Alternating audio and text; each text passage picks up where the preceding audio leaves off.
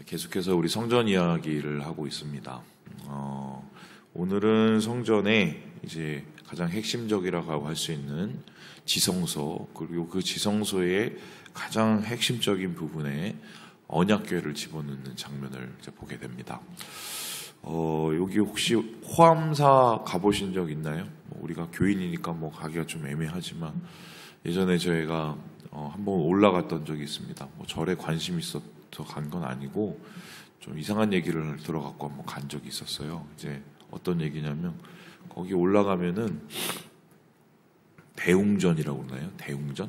예, 이 클대자에다가 그 수컷 웅자예요. 이게 왜 그러니까 사찰의 가장 그 중심에 대웅전이 있어요. 근데 거기 이제 보면은 석가모니상이 있죠. 예. 근데 그 호암사는 특별하게 그 대웅전 뒤에 더 높은 데에 신기한 게 있다고 그래서 한번 가보라고 그래서 제가 올라가 봤거든요. 그래서 대웅전을 지나서 그 뒤쪽에 갔더니 이제 조그만 동굴 같은 게 있더라고요. 동굴에 들어가서 봤더니 거기 뭐가 있었는지 아십니까? 호랑이가 있고요. 호랑이 위에 그 산신령이 타고 있더라고요. 그래서 신기해갖고 물어보기도 애매하고 그렇다고 제가 이전에 목사님처럼 그 주지분하고 제가 친분도 없고 막 그래서 이제 이래저래 수소문을 해갖고 알아봤더니 그 뒤에가 여러분 아시는 것처럼 그 박쥐동굴이 있지 않습니까? 아세요? 박쥐동굴이라고 이제 동굴이 큰 게 있어요. 옛날에 제가 알기로는 6.25 때 거기에 피난 갔다고 하던데 맞나요? 예. 근데 그 박쥐동굴이 옛날엔 박쥐동굴이 아니고 호랑이 동굴이었답니다. 호랑이 굴. 다 모르세요? 모르시구나. 그래서 호랑이가 출몰했던 곳이고 그게 언제적 얘기인지는 잘 모르겠는데 이 뒷산 사패산이 호랑이가 살던 곳이래요. 그러면 이제 예전 사람들은 이제 그 토템 사상 있잖아요. 이제 토템이라는 게 뭐냐면 자기보다 힘세고 무서운 동물이 있으면 그것을 어떻게 섬겨요. 예를 들어서 우리나라 당군 신화 보면은 곰 토템 호랑이 토템 해갖고 호랑이 섬기는 부족과 곰 섬기는 부족 이렇게 보통 해석을 하거든요. 근데 여기는 그러니까 그 제일 핵심적인 부분이 호랑이 토템이 있더라고요. 그래서 사실 대웅전에 있는 석가모니보다 더 힘세고 더 핵심적인 그 사찰의 중심이 사실은 호랑이였던 거예요. 그래서 여기가 범골이라고 얘기하던데 그게 정확한 건지 잘 모르겠습니다. 제가 왜 이런 얘기를 하냐면 모든 건물이나 또 모든 조직에는 핵심적인 부분들이 있어요. 그 핵심적인 부분에 무엇이 있는가가 그 조직의 가장 큰 가치를 상징하고 그 조직이나 그 건물이 어떤 의미를 지는지를 설명하게 되거든요. 신전 같은 경우는 제일 핵심적이고 제일 중심에는 무엇이 있느냐? 그 신전에서 섬기는 신들이 보통 있습니다. 그래서 마르둑 신전이면 마르둑이 있고 그리고 여러분 아실지 모르겠지만 이집트에 가보면은 되게 큰 신전이 있거든요. 그 신전의 중심에 가면 누가 있느냐? 거기 신이 없고요. 파라오가 있습니다. 파라오가 자기를 신격화시켜갖고 사람들에게 숭배시키기 위해서 신처럼 만들어 놓은 신전이 바로 거기거든요. 그렇다면은 대부분의 이 고대 근동의 신전들은 사실은 그 중심에 자기가 섬기는 신을 갖다 놓고 그 신을 굉장히 위대하고 멋있어 보이도록 웅장하고 커 보이도록 만드는 게 그 당시의 상식이었습니다. 그런데 오늘 우리가 보는 여호와의 성전, 이 여호와의 성전, 예루살렘 성전, 솔로몬의 성전에는 무엇이 있었을까? 성경에는 이렇게 얘기를 하고 있는데요. 우리 함께 같이 한번 우리 5절의 말씀을 읽어보도록 하겠습니다. 5절 말씀입니다. 시작. 궤와 회막과 장막 안에 모든 기구를 메고 올라가되 레위인 제사장들이 그것을 메고 올라가매. 뭐를 메고 올라갔다고요? 궤를 메고 올라갔다고 합니다. 그래서 7절을 보니까 언약궤를 그 초소에 메어 드렸다. 그리고 어디에 놨더냐? 본전, 그러니까 지성소죠. 성전의 제일 중심부, 거기 그룹이라는 것은 천사를 뜻하는데 천사들의 날개 아래, 천사의 높이가 되게 높거든요. 그 날개 아래에다가 언약궤를 두었다, 이렇게 얘기를 하고 있습니다. 그래서 이 언약궤를 가지고 뭐라고 그러냐면은 하나님의 이제 발등상이라고 이야기를 하고 있어요. 그렇다면은 도대체 이 언약궤가 어떤 의미를 가지고 있길래 이 성전 안에 가장 핵심적인 중심부에 이 언약궤를 갖다 놓았을까? 제가 그림을 하나 구해왔는데 보여주시죠. 예. 이와 같은 것이었는데, 사실 언약궤는 굉장히 대단해 보이는 것처럼 보이지만 상자입니다. 상자. 그러면 이거를 뭘로 만들었느냐? 광야 생활할 때 광야에서 나무가 좋은 나무가 없어요. 다 조그만 나무인데 그런 것을 이제 가지고서 뭐라면 조각목이라고 합니다. 조각목은 말 그대로 작은 나무들인데 그 조각목을 이렇게 붙여서 만든 말 그대로 그냥 상자예요. 그럼 그 상자에다가 무엇을 했느냐? 위에 자기들이 애굽에서 가지고 온 금을 녹여서 갖다가 붙인 거예요. 그리고 다시 보여주시면 저 위에다가 뚜껑을 얹어놨는데, 저 뚜껑은 제가 저번에 말씀드렸듯이 이거는 시은좌라고 합니다. 그러면은 결과적으로 그 상자 안에 들어있는 것이 대단한가 보다. 그것이 핵심적인 성경의 지성소에 있을 만큼의 가치면은 도대체 그 중심에는 무엇이 있었을까? 여기에 대해서 10절에 이렇게 얘기를 하는데요. 우리 같이 한번 읽어보도록 하겠습니다. 시작. 궤 안에는 두 돌판 외에 아무것도 없으니 이것은 이스라엘 자손이 애굽에서 나온 후 여호와께서 그들과 언약을 세우실 때에 모세가 호렙에서 그 안에 넣은 것이더라. 뭐가 있다고요? 돌판 2개가 있대요. 그러면은 여기에는 신전인데 하나님의 형상도 없고 또한 하나님의 영광을 나타내는 아무것도 없습니다. 돌판 2개 띡 하나 있는 겁니다. 원래는 그렇진 않았어요. 다른 것이 2개가 더 있었습니다. 뭐가 있었느냐? 거기 안에 항아리가 하나 있었습니다. 그 항아리는 뭐냐면은 바로 만나를 담은 항아리예요. 그 항아리는 바로 하루치 양식을 뜻하는 것이었습니다. 한 오멜에 만나 항아리가 있었습니다. 또 뭐가 있었느냐? 거기에 아론의 쌍난 지팡이가 있었습니다. 이것은 뭐냐면 저희가 이번 주일날에 말씀드렸던 이 향로를 가지고 이스라엘 백성들을 구원한 그 사건 후에 하나님께서 아론의 모습을 보시고 축복하시면서 그에게 생명을 나타내도록 그냥 지팡이에 싹이 나게 만들었어요. 근데 그 싹은 뭐냐면 아몬드예요. 아몬드 나무 지팡인데 거기서 아몬드가 지금 자라나게 한 거예요. 신기하죠? 그래서 이 모든 3가지가 뜻하는 것은 무엇이냐? 첫 번째 아몬드 나무라는 것은 하나님이 약속하신 제사장의 직분을 뜻합니다. 그리고 그 제사장의 직분을 통해서 이스라엘을 축복하시는 그 언약을 뜻해요. 2번째 한 오멜이라는 것은 뭐냐면 이스라엘 백성이 40년 동안 먹고 산 만나인데 하나님께서 약속하신 일용할 양식을 뜻합니다. 그리고 3번째 이 돌판은 뭐냐? 바로 모세가 시내산 꼭대기에 40일 주야를 올라가서 하나님께서 만들어주신 뭐예요? 10계명 돌판입니다. 그래서 이게 왜 두 짝이냐? 사람들은 생각하기를 한쪽은 1계명부터 4계명까지, 한쪽은 5계명부터 10계명까지.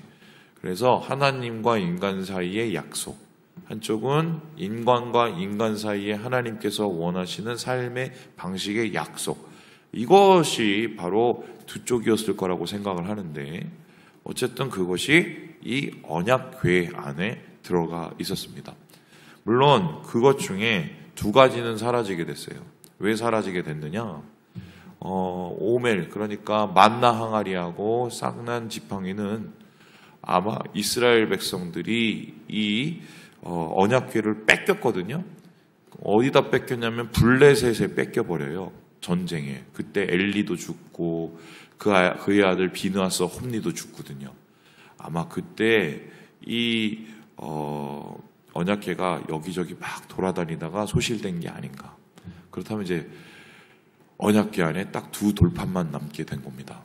그러면은 뭐 2돌판이 남았던 아니면 3개가 같이 있었던, 중요한 것은 하나님께서 가장 중요하게 여기시는 이 성전의 가치가 무엇이냐 했었을 때 그거는 바로 약속입니다.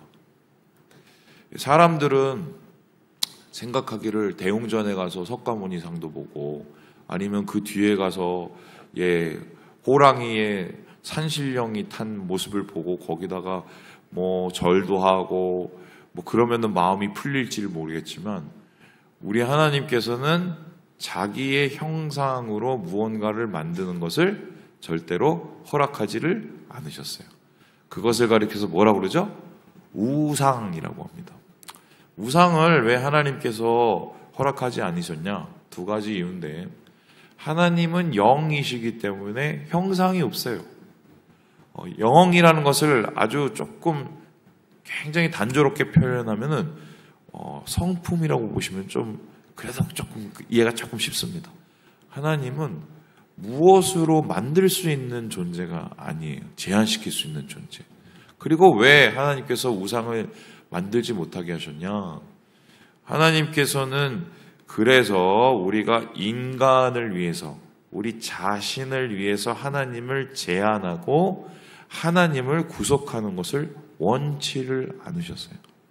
그러면은 그 전에는 이집트에서 혹은 다른 바벨론에 끌려가서 계속 신의 모습, 신의 형상, 우상만 쳐다보던 사람들이 신전이 아닌 이젠 성전에서 하나님을 섬길 때 그들의 마음을 어떻게 바꾸고 하나님 앞에 나아가야 될까 했었을 때 눈에도 보이지 않고 또한 귀에도 잘 들리지 않고 그리고 실제적으로 만질 수가 없지만 하나님과를 관계하고 하나님을 섬기는 방법은 처음부터 끝까지 무엇입니까?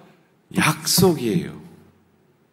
그리고 우리가 오늘 교회에 나와서 예배를 드리고 오늘 교회에서 또 기도를 하고 또 우리가 신앙생활을 할 때 때로는 귀에도 안 들리고 눈에도 안 보이고 마음에도 잘 우리가 다가오지 않지만 그럼에도 불구하고 우리가 끝까지 붙잡고 이것을 계속할 수 있는 이유는 하나님이 보여서 그런 게 아니라 확실한 우리 안에 뭐가 있기 때문이에요?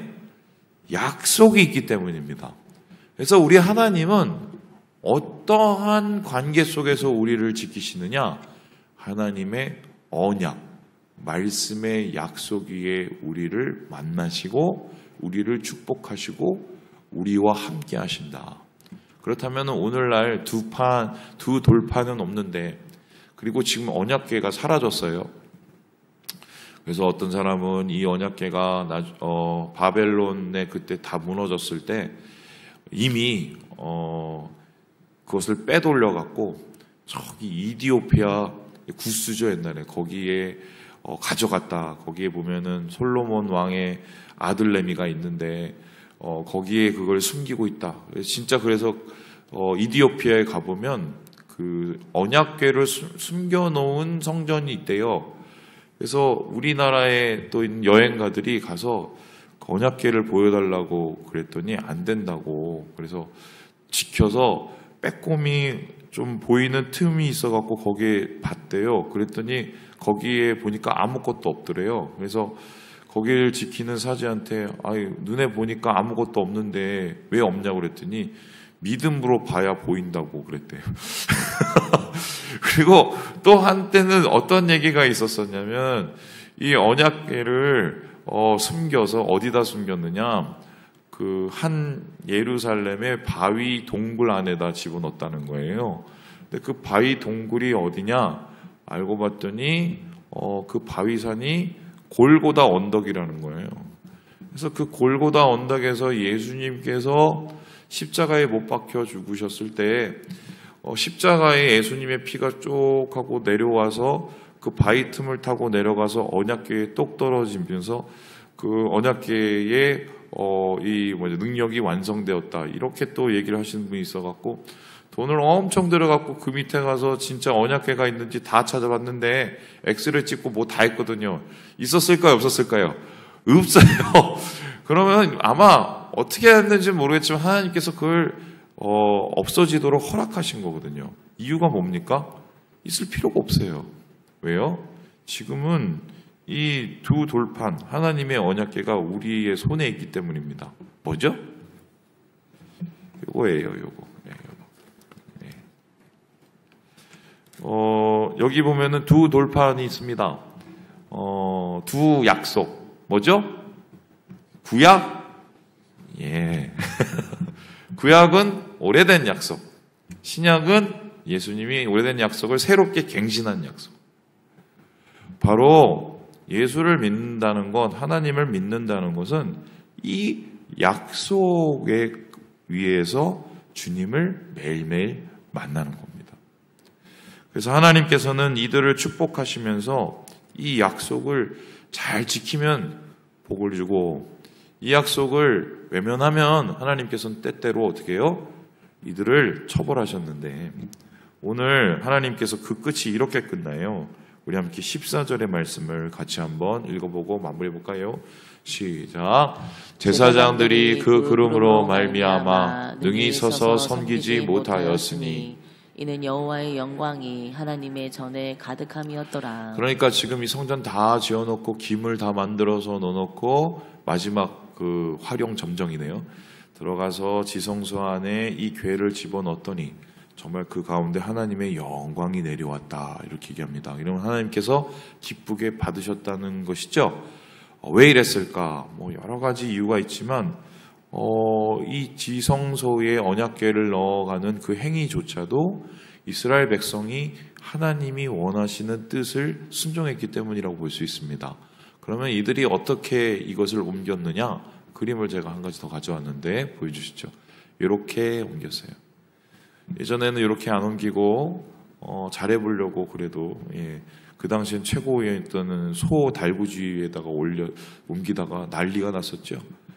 그 이유를 찾아봤더니 언약궤는 그렇게 옮기는 게 아니라고 제사장들을 통해서 궤에 이렇게 크게 나무대를 이렇게 넣어서 이것을 통해서 옮기라고 하나님께서 얘기를 하셔서 그제서야 이 사람들이 그거를 수정해서 그때부터는 제대로 이 궤를 옮길 수 있지 않습니까? 결과적으로 하나님이 원하시는 방법, 하나님이 원하시는 그 능력, 그리고 그 약속 위에 나아갈 때 그 길만이 어떻게 보면 우리가 주님을 만나고 주의 복을 누리는 방법이다. 오늘 우리가 역대하 5장에서 그것을 볼 수가 있습니다. 자, 그렇다면은 이것을 우리에게 오늘 적용해 봅시다. 오늘은 사실은 예전처럼 막 성령의 역사도 많이 안 일어나고 그리고 예전처럼 뭐 봤다, 뭐 기적을 뭐 보았다 이런 분들도 점점 적어집니다.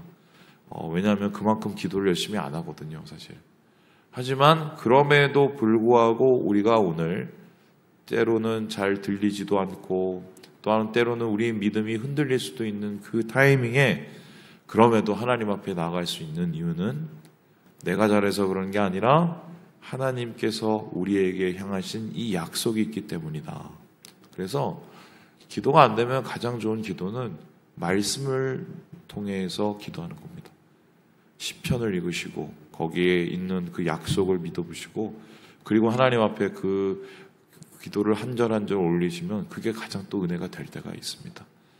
주님 안에서 이 언약에 하나님을 만나시고 오늘 깊이 주님을 경험하시는 우리 모든 형제 자매들 되시길 주님의 이름으로 축원합니다.